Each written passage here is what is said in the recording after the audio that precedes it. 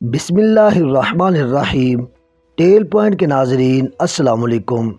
دسمبر 632 کے تیسرے ہفتے میں خالد بن ولید نے 13,000 مجاہدین سے مرتدین کے 40,000 سے زیادہ لشکر کے خلاف یمامہ کے مقام پر وہ جنگ لڑی جسے اسلام کی پہلی خونریز جنگ کہا جاتا ہے۔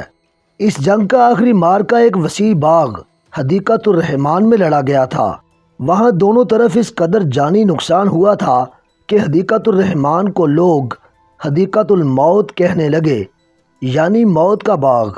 آج تک اسے حدیقۃ الموت کہا جاتا ہے۔ مسیلمہ کذاب کے متعلق بتایا جا چکا ہے کہ اس نے نبوت کا دعویٰ کر رکھا تھا۔ اس کے پیروکاروں کی تعداد اتنی زیادہ ہو گئی تھی کہ اس کا لشکر مسلمانوں کے لیے خطرہ بن گیا تھا۔ اس وقت تک مسلمان ایک طاقت بن چکے تھے، لیکن مسیلمہ کی طاقت بڑھتی جا رہی تھی۔ یہ مدینہ کے لیے بھی خطرہ تھا اور اسلام کے لیے بھی۔ مدینہ سلطنت اسلامیہ کا مرکز تھا۔ خالد کا لشکر بطاح میں تھا۔ وہیں انہوں نے مالک بن نویرہ کو سزائے موت دی اور اس کی انتہائی حسین بیوی لیلہ کے ساتھ شادی کی تھی۔ لیلہ وہیں تھی۔ خالد بطاح کو روانہ ہو گئے۔ انہیں معلوم تھا کہ ان کے پرانے ساتھی سالار اکرمہ اسی علاقے میں اپنے لشکر کے ساتھ موجود ہیں اور مسیلمہ کے خلاف مدد کو پہنچیں گے۔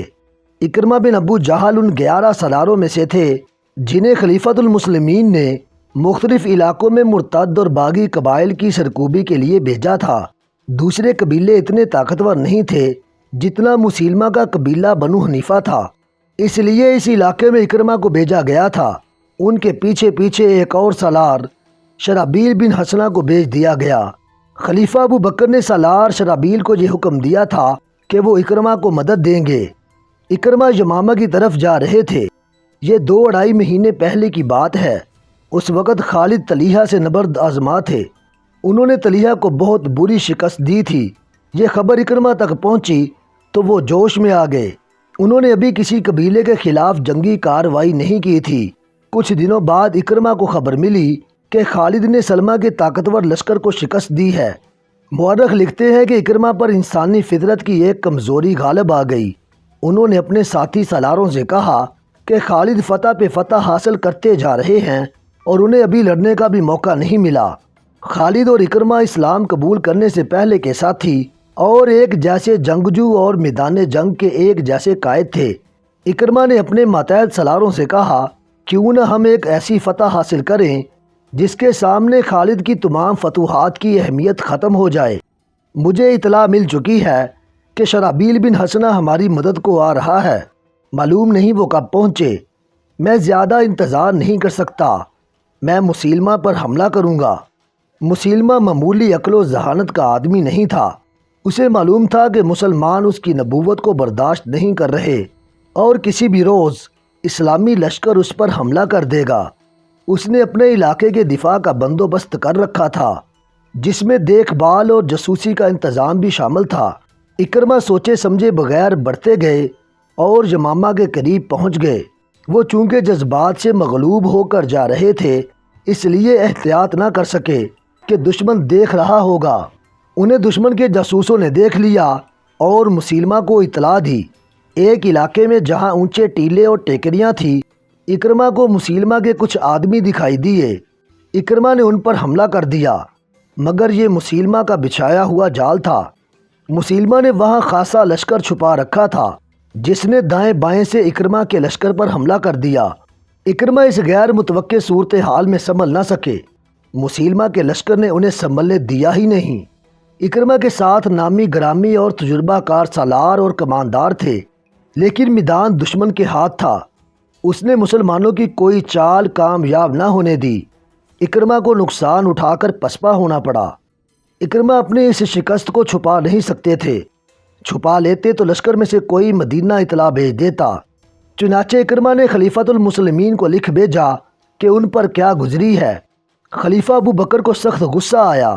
انہوں نے اکرمہ کو واضح حکم دیا تھا کہ شرابیل کا انتظار کریں اور اکیلے مسیلمہ کے سامنے نہ جائیں، مگر اکرمہ نے جلد بازی سے کام لیا تھا۔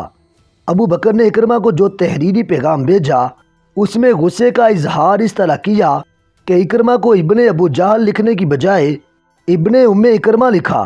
یہ عربوں میں رواج تھا کہ کسی کی توہین مقصود ہوتی تو اس کے باپ کے نام کی بجائے اسے اس کی ماں سے منسوب کرتے تھے۔ اس سے یہ ظاہر کیا جاتا تھا کہ تمہاری ولدیت مشکوک ہے، یا یہ کہ تم اپنے باپ کے بیٹے نہیں ہو۔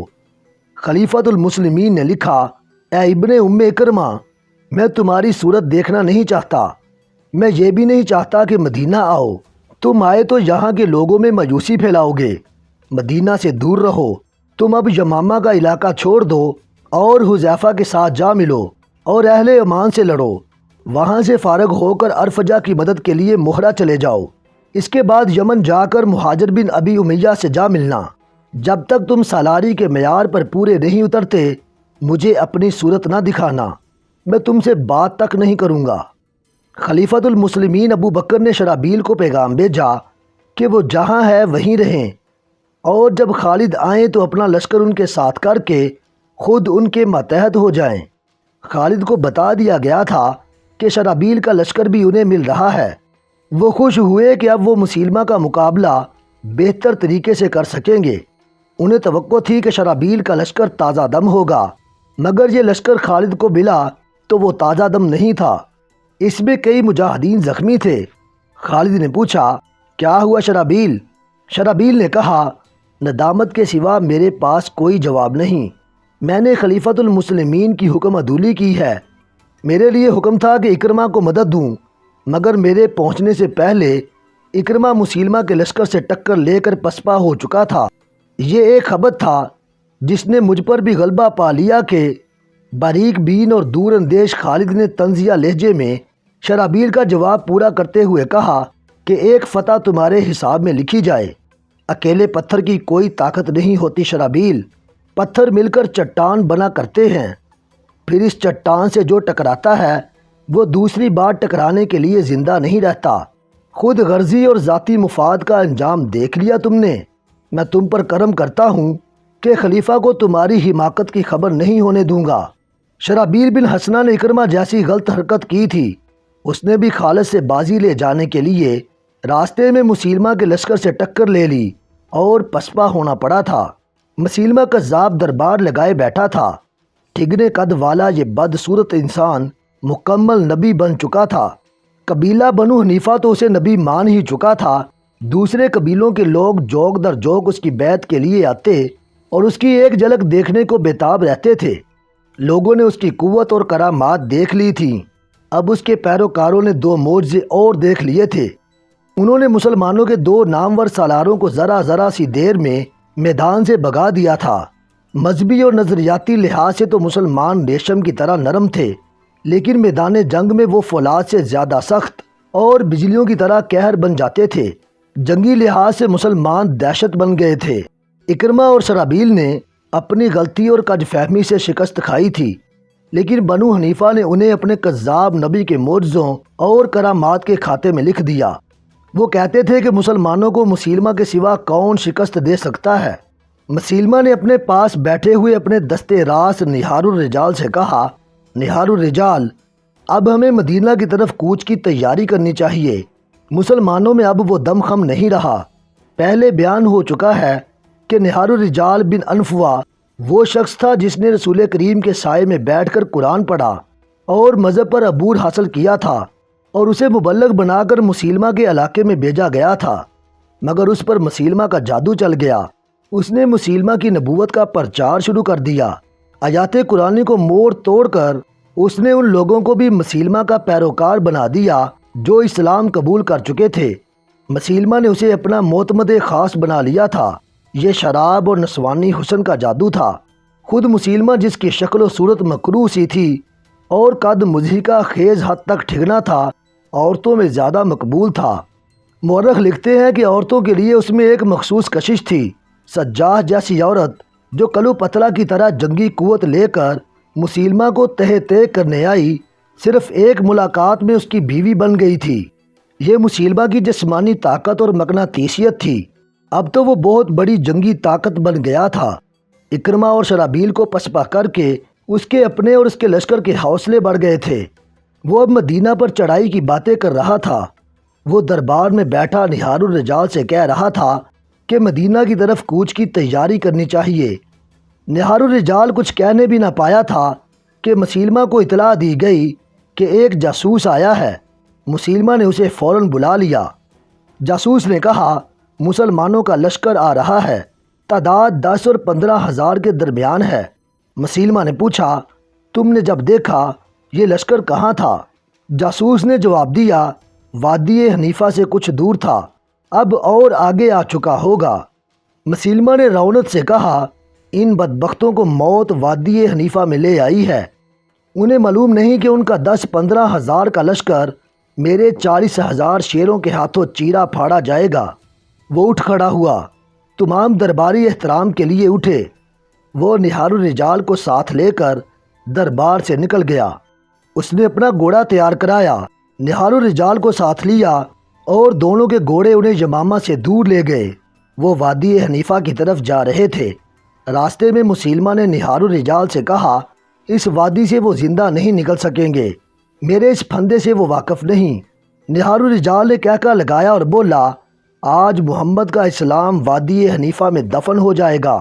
وہ آدھا راستہ طے کر چکے تھے کہ آگے سے ایک گھڑ سوار گھوڑا سر پر دوڑاتا آ رہا تھا۔ مسیلمہ کو دیکھ کر وہ رک گیا۔ گھڑ سوار نے ہامتی ہوئی آواز میں کہا یا نبی، مجاع بن مرارہ کو مسلمانوں نے قید کر لیا ہے۔ مسیلمہ نے حیرت سے کہا مجاع کو؟ نہار الرجال نے ڈری ہوئی سی آواز میں کہا مجاع کو مسلمانوں نے؟ مسیلمہ نے کہا مجاع کی ٹکر کا ہمارے پاس اور کوئی سالار نہیں، مجاع کا قید ہو جانا ہمارے لیے اچھا شگون نہیں۔ مجاع بن مرارہ مسیلمہ کا بڑا ہی قابل اور دلیر سالار تھا، وہ خالد سے ملتا جلتا تھا۔ مورخوں نے لکھا ہے کہ خالد کے مقابلے میں لڑنے اور جنگی چالیں چلنے کی اہلیت صرف مجاع میں تھی۔ مجاع مسلمانوں کے ہاتھ اس طرح چڑھ گیا تھا کہ اس کے کسی قریبی رشتہ دار کو بنی عامر اور بنی تمیم کے کچھ لوگوں نے قتل کر دیا تھا۔ مجاع نے مسیلمہ سے اجازت لی تھی کہ وہ لشکر کے 40 سوار ساتھ لے جا کر اپنے رشتہ دار کے قتل کا انتقام لے لے۔ مسیلمہ اپنے اتنے قابل سالار کو مایوس نہیں کر سکتا تھا، اس نے اسے اجازت دے دی۔ مجاع اپنے دشمنوں کی بستی میں گیا اور انتقام لے کر واپس آ رہا تھا۔ اسے معلوم نہیں تھا کہ جس علاقے کو وہ محفوظ سمجھتا تھا وہ اب محفوظ نہیں۔ اس نے اپنے سواروں کو ایک جگہ آرام کے لیے روک لیا، وہ سب اپنا فرض کامیابی سے پورا کر آئے تھے۔ گھوڑوں کے زینے اتار کر وہ لیٹ گئے اور گہری نیند سو گئے۔ خالد کا لشکر اسی طرف آ رہا تھا۔ الل صبح اس لشکر کا ہر اول دستہ وہاں پہنچا جہاں مجاع اپنے 40 سواروں کے ساتھ گہری نیند سویا ہوا تھا۔ ان سب کو مجاہدین نے جگایا، ان سے ہتھیار اور گھوڑے لے لیے اور انہیں حراست میں لے کر پیچھے خالد کے پاس لے گئے۔ خالد کو معلوم نہیں تھا کہ مجاع مسیلمہ کا بڑا قیمتی سالار ہے۔ خالد اسے بھی محض سوار یا سپاہی سمجھ رہے تھے۔ انہوں نے دراصل بڑا موٹا شکار پکڑا تھا۔ انہوں نے یہ تو بتا دیا کہ وہ مسیلمہ کی فوج کے آدمی ہیں، لیکن مجاع کا رتبہ ظاہر نہ ہونے دیا۔ خالد نے ان سے پوچھا کیا تم ہمارے مقابلے کے لیے آئے تھے؟ ایک نے جواب دیا نہیں، ہمیں تو معلوم ہی نہ تھا کہ مسلمانوں کا لشکر آ رہا ہے، ہم بنی عامر اور بنی تمیم سے اپنے ایک خون کا بدلہ لینے گئے تھے۔ خالد نے کہا میں نے مان لیا، میں تمہاری جان بخشی کر سکتا ہوں۔ اب میرے اس سوال کا جواب دو کہ تم کسے اللہ کا سچا رسول مانتے ہو اور کس پر ایمان رکھتے ہو؟ ایک سوار نے جواب دیا بے شک مسیلمہ اللہ کا سچا رسول ہے۔ خالد نے کہا خدا کی قسم تم میری توہین کر دیتے تو میں تمہیں بخش دیتا، اپنے رسول کی توہین کو میں کس طرح برداشت کر سکتا ہوں؟ مجاع نے کہا تم اپنے رسول کو مانو، ہم اپنے نبی کو مانتے ہیں۔ اصل بات بھی یہی ہے کہ مسیلمہ رسالت میں محمد کا برابر کا حصہ دار ہے۔ سواروں نے کہا ہم سب کا عقیدہ یہی ہے، ایک نبی تم میں سے ہے، ایک ہم میں سے ہے۔ خالد نے تلوار کھینچی اور ایک ہی وار سے ایک سوار کا سر اڑا دیا اور حکم دیا کہ سب کو قتل کر ڈالو۔ خالد کے آدمی آگے بڑھے اور مجاع کو پکڑ کر اس کا سر کاٹنے کے لیے جھکا دیا۔ اسے قتل کرنے والے کی تلوار ہوا میں بلند ہوئی۔ قیادی سواروں میں سے ایک جس کا نام ساریہ بن عامر تھا چلایا ہاتھ روک لو، اس آدمی کو زندہ رہنے دو، یہ تمہارے کام آ سکتا ہے۔ تب انکشاف ہوا کہ مجاع بنو حنیفہ کے سرداروں میں سے ہے، لیکن یہ پھر بھی نہ بتایا گیا کہ یہ سالار بھی ہے۔ خالد دور اندیش تھے۔ کسی قبیلے کا سردار بڑا قیمتی جرگمال ہوتا تھا، اسے کسی موقع پر استعمال کیا جا سکتا تھا۔ خالد مجاہ کے پاؤں میں بیڑیاں ڈلوا کر اسے اپنے خیمے میں لے گئے اور اپنی بیوی لیلا کے حوالے کر دیا، باقی سب کو قتل کرا دیا۔ مسیلمہ کے لیے مجاہ کی گرفتاری معمولی نقصان نہیں تھا، لیکن وادی حنیفہ میں وہ پھندا تھا جو اس نقصان کو پورا کر سکتا تھا۔ اس کے علاوہ مسیلمہ کے لشکر کی تعداد 40,000 تھی اور مسلمانوں کی تعداد 13,000 تھی۔ مسیلمہ کے پاس گھڑ سوار اور شتر سوار دستے زیادہ تھے۔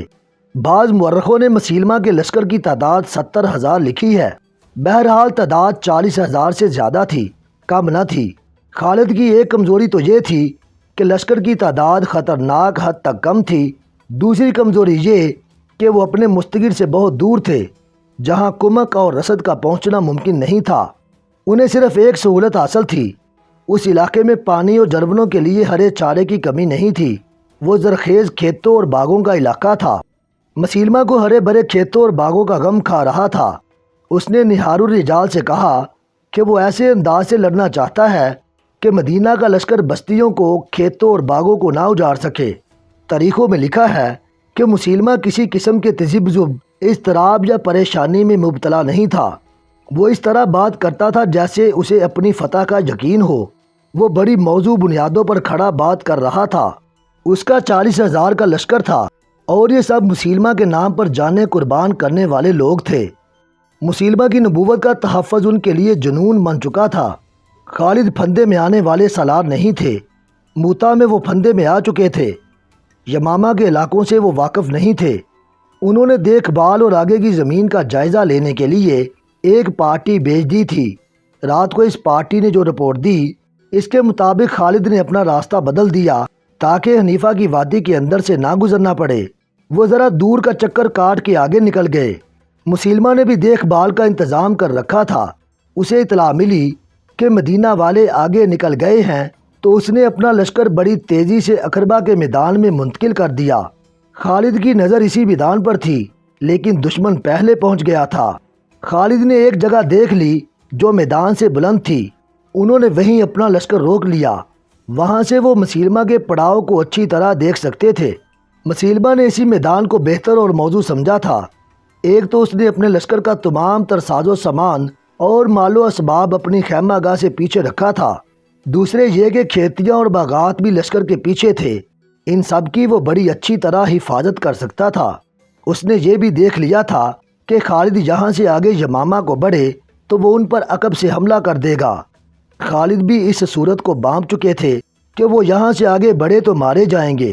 مسیلمہ نے اپنے لشکر کو 3 حصوں میں تقسیم کر دیا۔ اس نے دائیں حصے کی قیادت نہار الرجال کو دی۔ بائیں حصے کا سالار محکم بن طفیل تھا اور درمیان میں یعنی قلب میں خود رہا۔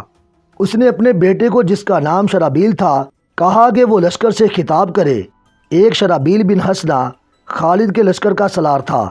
مسیلمہ کے بیٹے کا نام بھی شرابیل تھا۔ شرابیل گھوڑے پر سوار ہوا اور اپنے لشکر کے تینوں حصوں کے سامنے باری باری جا کر کہا، اے بنو حنیفہ، آج اپنی آن اور اپنی آبرو پر مر مٹنے کا وقت آ گیا ہے۔ خدا نے تمہارے قبیلے کو نبوت دی ہے۔ آج اپنی آبرو اور نبوت کی خاطر اس طرح لڑو کہ مسلمانوں کو پھر کبھی تمہارے سامنے آنے کی جرأت نہ ہو۔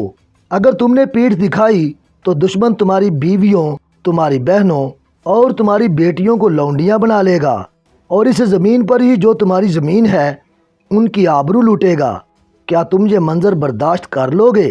مسیلمہ کے لشکر کو جیسے آگ لگ گئی ہو، وہ مسیلمہ کے نام کے نعرے لگانے لگے، گھوڑے کھر مار مار کر ہنہنانے لگے۔